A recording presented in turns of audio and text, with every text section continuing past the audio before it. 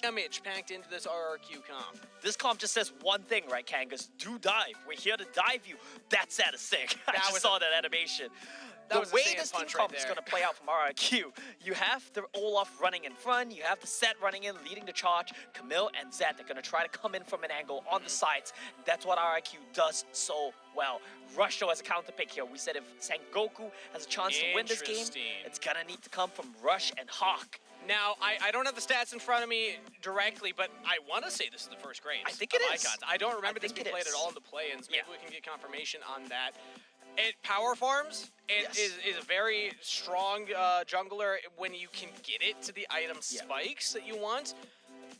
It's been played into the Olaf in past metas, but I didn't think we would come back to that right now here at Icons. Well, I guess one thing that Graves does very well in the context of this team composition is it's another champion that you front to back with. When they try to dive in on you, you drop the smoke screen. If you land a pick with the Lux Binding, if you land a pick with the Rakan, you just stack your collateral damage on top of that and you just try to blow somebody up. That's the goal here for Sengoku.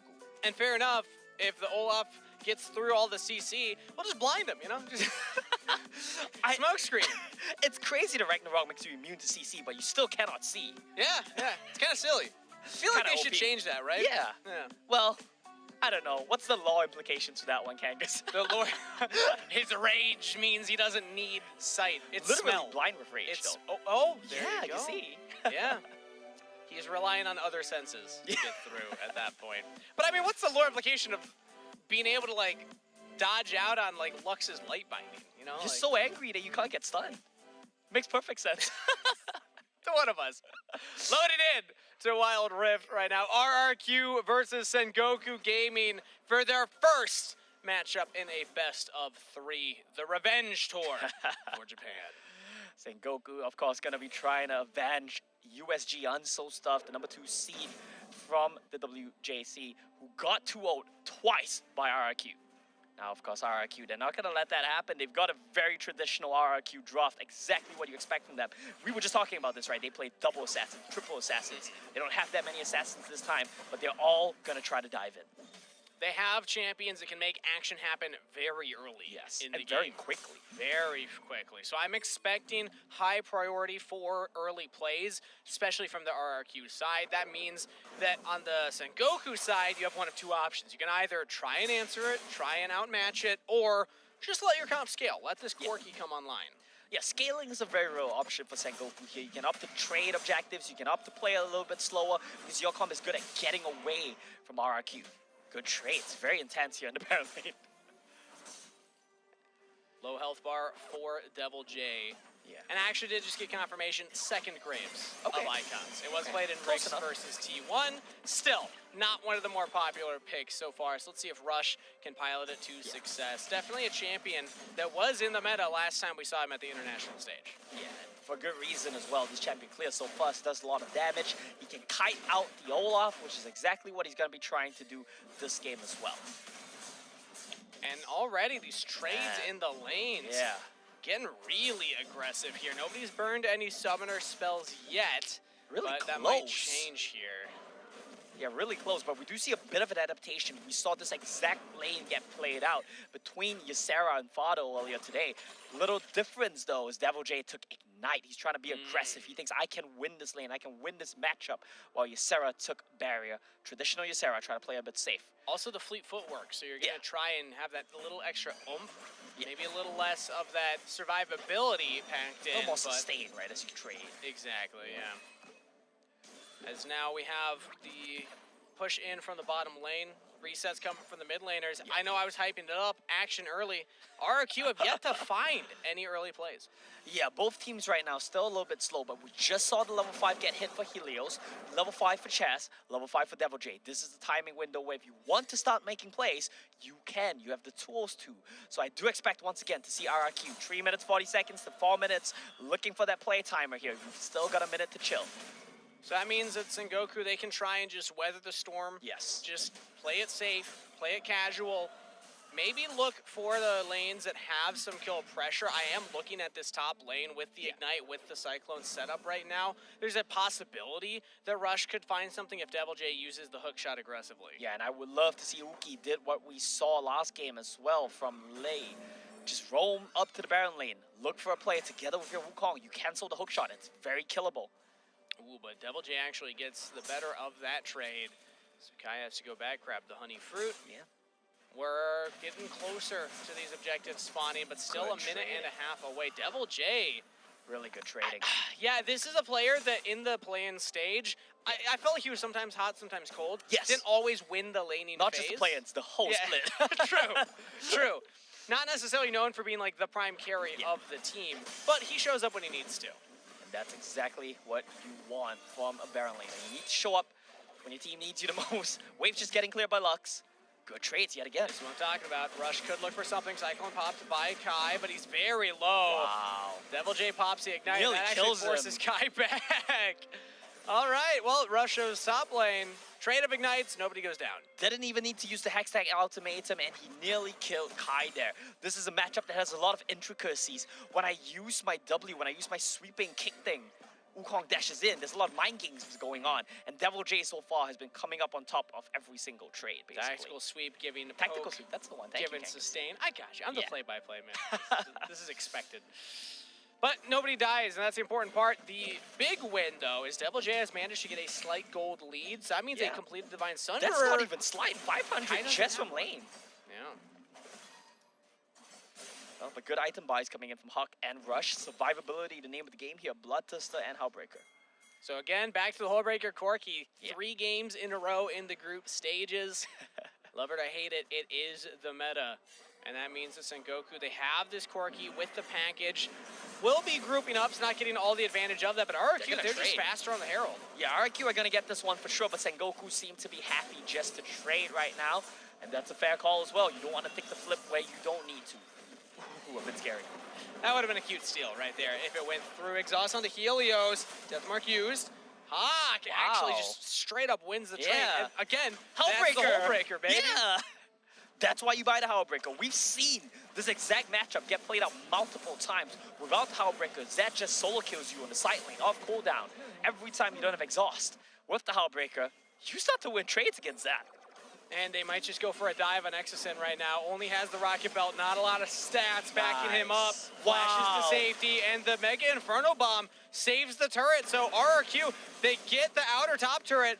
The Herald pushes even more. They get 2 turrets. Do they get Kai? Oh, second Cyclone's up. Doesn't land the knockup onto Kai, and Devil J without any mana will back off.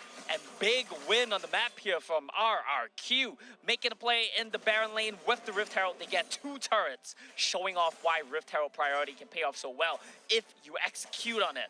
And of course, on the other side of the map, Exosin, oh man's got hands, dodging out of the combo, coming in from Sengoku. That was a precarious position to be in. I almost thought he was going to outplay it because he did have the showstopper, but didn't commit to the full play. We'll just say, nope, all I need to do is survive. I don't need to make the flashy play because my team is getting the advantage, and that advantage has turned into a 2,500 gold lead for RRQ. All right, and not the biggest lead right now, but when you look at RRQ's team composition, I'll take it. We'll take those, yeah. Does have the Hextech ultimatum, but I think he's waiting for a timing here. His team's not in position here, Devil J. The one thing Sengoku got from that extended trade was, of course, that Dragon. They can look to continue stacking, but yeah, the Cloud Dragon doesn't feel nearly as good. Helios is actually just pushing this lane even further. So RRQ, they're going to have a lot of priority around the Rift. Look at the vision line right now on the top half of the map here from RRQ. Helios has all the space in the world. He's got to feel so comfortable. I never get this feeling of safety in my solo queue games, but Helios right now, he's got a warm, safe blanket all over him. Oh, flash forward from Devil J. Nice. Hextech ultimatum on the Hawk with the showstopper. Hawk does Valkyrie to safety. Chaz might commit to the dive. Taking a couple turret shots. RRQ do not find the kill. But the Mega Bomb! Marky finishing the job. What great timing from Marky as well, waiting that one out. Ooh, but it could be an answer from Sengoku. Helios has to live. Exhaust on Devil J. And a botched dive means that extended trades 1-for-1. Flash gets used there from Rush. Huck was forced to use his own flash as well. But that's the power of the Lux, especially working together with champions like the Graves, like the Corki. If you land a binding, so much damage from such a long range is going to come out on top champions that want to run into you. Sengoku's team comp has a lot of power. They just need to... Easier said than done, right? Just don't get caught, man. It's that simple. Come on. Don't get caught. Don't get dived on. Make a picks. Or if you are getting dove, make sure that you're able to survive those dives, or at least trade up, trade even. Well, 2,000 gold lead for RRQ. Once you get the Zhonya's, life will get it easier. They have it on Rush. They have it on 1. It's great against the Hextech Ultimatum. It's great against the Zed combo. It buys you a couple of seconds against a Rampaging Olaf as well. It's not the worst. Now, as we have a slight respite here in this game, objectives will spawn here shortly. 30 seconds is the setup timer for this Herald. Sengoku have the Corki package. I'm looking to see where they decide to put their pressure, because right now, RRQ, they actually have multiple members bot side. They should lose this top turret. So close here. Rush is so tanky. Ooh, Helios actually under the turret. 1v2'd Kai and Rush. Doesn't get a kill, but still, I mean, he's doing his job.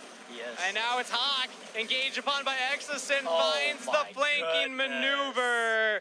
And that is a dead Corki. And this is a trademark RRQ combo. We dive in, Maki, you use your long-range spell. That's basically how they do things here. No kill picked up by Sengoku, but at least they get a turret. At least it's a trade. Yeah, they can trade those objectives. The Herald is still on the table. Dragon's up in about 45 seconds as of now, which means there could be more objective trades, as RRQ, they didn't use their champion advantage on the Rift to force the Herald. They have a bit of time right now. They're going to go for the resets, but they're going to be playing into Hawk with the package. Fortunately for them, they are, well, they're up on gold on every member on the side of RRQ on their counterpart, except for Rush and Chaz. That could be a big part of this. Watch Exosin. Oh, he's actually caught out. He's knocked up. Hawk goes forward with the package. Pick onto the set. Massive play for Sengoku. This could get them back in the game. And that's the combo, right? You dive onto the back line and you snipe them out with every spell you have. The rockets, the Lux lasers, the collateral damage, blasting Maki forces him to flash away as well. He's so low, it's so dangerous, Oh, over the wall, Aoki gets it. Nicely set up, Marky's down. No. Huge win here from Sengoku. They're gonna use the Rift Herald maybe on mid lane as well. That's gonna just one-shot the turret. And again, the pick on Marky, it's mistimed with Exosin. Yes. This could be Sengoku even going for the dragon. Very staggered here. And look at the items on the side of RRQ. They're going to go for a second team fight very likely. They do have outs. That's the upside. But the downside is no second item completed. They're so close on top, jungle, mid, but they're not going to have it. RRQ actually have control over the dragon. Marky's on the Rift. Marky's running directly to where the next fight could happen. Exosin and Chaz are even walking forward, trying to push Sengoku back, say, no, this is our mid-wave. Double J. Oh, if one life binding lands there, that could be a kill. And the shielding from Juan as well makes the stat down favored towards Sengoku because he just negates so much of the potential damage output from the side of an RRQ. What RRQ have to do, should do, and will do, I think, is pressure the side lane. So that's what they're trying to do with Helios now. If Sengoku find one big pick with the likes of the Binding, with the likes of the Engage, of the Rakan, and the Wukong, we saw what FBX was able to do with a very similar style of composition in that last series. This could be Sengoku drawing first blood in a best of 3, dropping the Herald mid, and now they're on the Dragon. It's looking very likely, Sengoku. They're gonna get this dragon very likely. Helios is not gonna be able to answer, but he's gonna be able to try to trade. I think he might want to go for an inhibitor. Chaz is in the pit. He's straight onto the dragon. It's secured by Sengoku. Showstopper was big, but not enough damage. Only one kill. Oki killed, taken down. Helios split pushing in the Baron lane. He has another wave. He can go for the inhibitor. I think he's gonna get stopped pretty soon. It's so low right. Wait, no one is based? Oh, okay. Here comes Kai, trying to do his best to just keep this turret alive. Helios, I think he's committing. He got it. Yeah, he gets the inhibitor. Wow.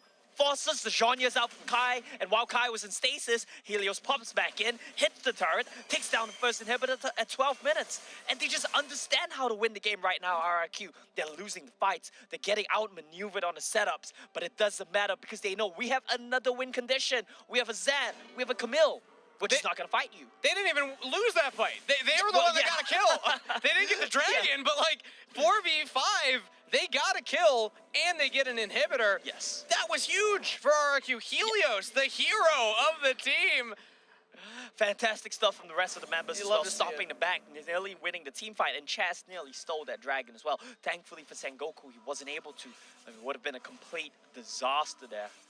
Items are getting picked up by pretty much everyone right now. Those second, third items getting finished. Okay, stops Helios' back. Yeah. Tanky enough here, and with Hawk having the package available, Sengoku looks like they're going to use this cooldown to try and force the turret. Devil J will stop the push. Yeah, the Hextech Ultimatum can no longer really be used as your main engage tool right now because we see 1, 2, 3, 4 Jean-Year's stopwatch stasis getting picked up. Yeah, denies both the engage from the Hextech Ultimatum as well as the assassination potential. Oh, excellent. That death mark. Very far forward. Yeah. Oh, I thought Hawk was just going to go for it. Oki had a potential flank through the river. Very scary situation. Lux, Ziggs, Varus, that's what these champions do. From a screen away, they just one-shot your wave, leaving you with very little options round to 2? play. Yeah, Kai's down a full 1.3 thousand. That's a 3-item Zed. You have to be very careful here. Helios is a very big boy right now. He's got the Cerilda's Grudge as well, so he will be able to start threatening even the tankiest members of Sengoku in the side lane. Once he lands the snow, it's hard to get away. Ooh, Ragnarok pop there from Chaz. That's it, yeah. Prevents the knockup of Oki, but that is an ultimate down. And look at the side lanes. That's the big thing right now from RRQ. They don't need to win a fight. We don't need to force a fight. We just need to keep you interested enough to stay in the mid lane. That Helios Precious top keeps one member, maybe 2 members there. Eventually, he's going to find an opening, try to snipe someone out, force someone back to base. Thankfully for Sengoku, they have that Lux. Yeah, but it didn't hit the whole wave. It's not enough. And it was not enough. The Zig Satchels, they're taking these turrets incredibly fast. RRQ have foregone the team fight. They said, all right, we're no longer going to try and contest you. We're just going for the side lane pushes. Supers will always give us pressure in the Baron lane, and that means that we can look to put pressure in other lanes when you answer the supers. And it really is a wall of attrition right now for the side of RRQ. And I think this is a wall which eventually they're going to win just because of the nature of their team comp. When you're 1-3-1-ing, you're going to get more farm, funnel into your Camille, funnel into your Zed, exactly the people you want to farm on. Once they get 1-2 more items, they're going to be very comfortable taking the next team fight at the Elder Dragon. I think one more dragon in it, one more item and you're good to go.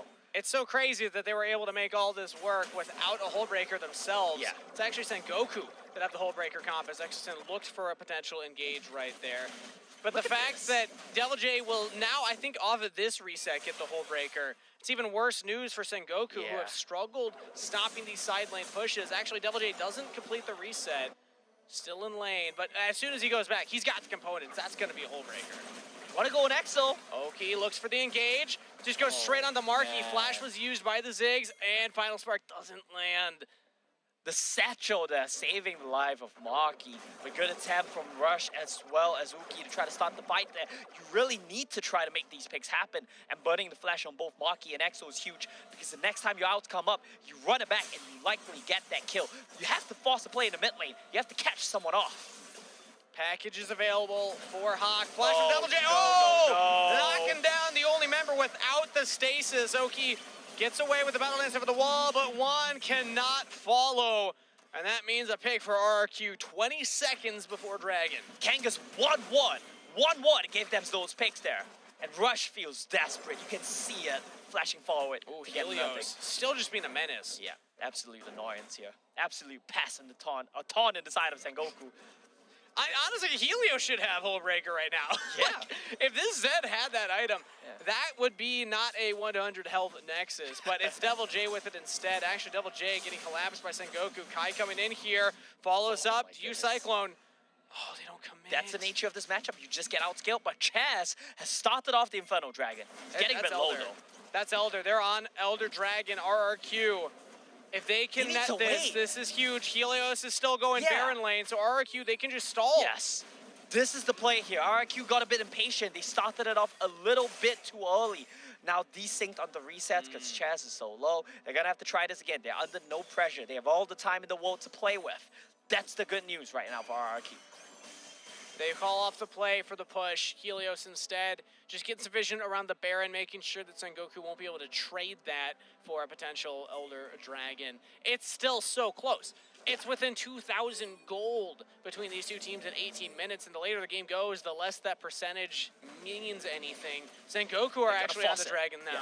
They have to force this, but package is used. Yeah, they use the package to try and get on Devil J, and he's just out of there. And now look at Helios, 1v1 in Kai in the Baron lane. Kai is pretty tanky though, so doesn't fall. That's good. You might think it's just a trade, but a trade of the Death Mark, which is on such a short cooldown, it's basically halfway up. For Cyclone, one of your key team fighting tools, it's so big for RRQ. Sengoku need to force plays, but they don't have the tools to anymore. And RRQ are directly onto the Dragon now. Teleport being used by Kai, but that is a Wukong with no Cyclone. And look at Helios, he's still there. Oh no, this is such a hard game to play from Sengoku. Oh, this is such a depressing game to play from Sengoku. They're getting toyed with on the map right now. Helios have to end the flip. game. You have to flip. You need to send somebody back to deal with Helios. Yeah, it's over. Kangas is heartbreaking. Oh, yeah, look at this. Helios is going to the Nexus. RRQ are approaching at the Dragon. Hawk was the one that went back. And Cyclone's almost up. So Kai will be able to team fight here.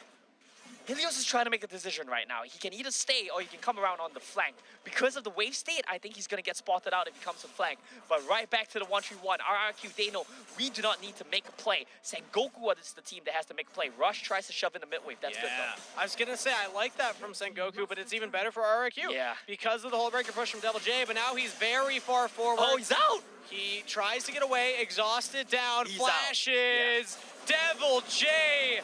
The slippery Camille. Hex ultimatum, I think he might go down now. Yeah, he's might as much time as possible.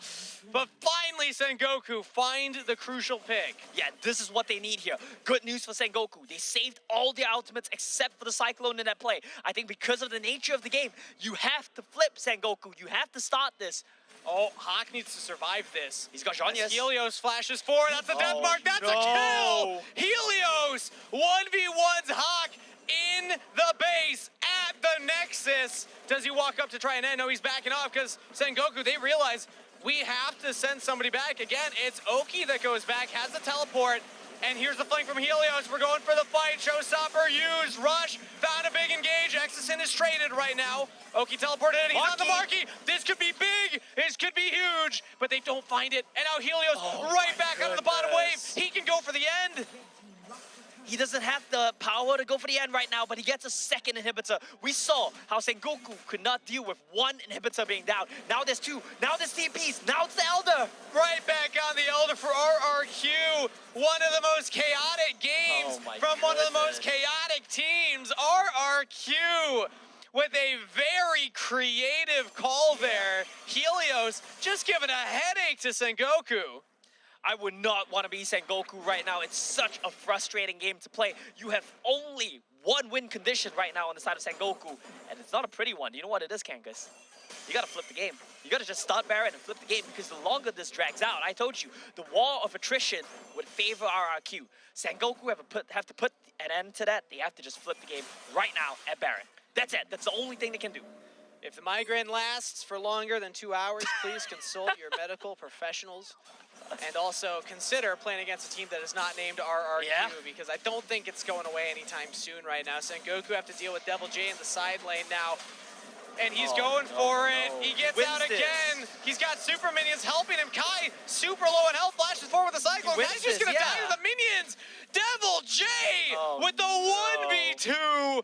And he can chase down Kai. Divine Thunder gives him a little bit of healing, but there's no escape. 1v2 win for RRQ's Baron laner.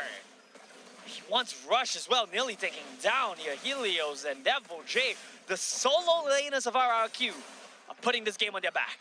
Those were the first 2 kills for Devil J. He was 0 and 2 before that. Yeah. Can somebody explain that to me? Helios' first kill as well was on Hawk at the top lane base. And now we're on to the Nexus. RRQ, they have Baron, they have the minions. They have game 1 continuing. Their undefeated streak against the WJC. Taking game 1 off of Sengoku. What a way to win there from RRQ, Kangas. When we think about this team, when we think about RRQ, we think about team fighting, we think about mechanical prowess, assassinations, but they just won through 1,000 cuts, death by 1,000 cuts for Sengoku. And this is a new dimension of RRQ, which we need to see going forward. This was literally maybe the least active early game. Yeah. that we've seen. One of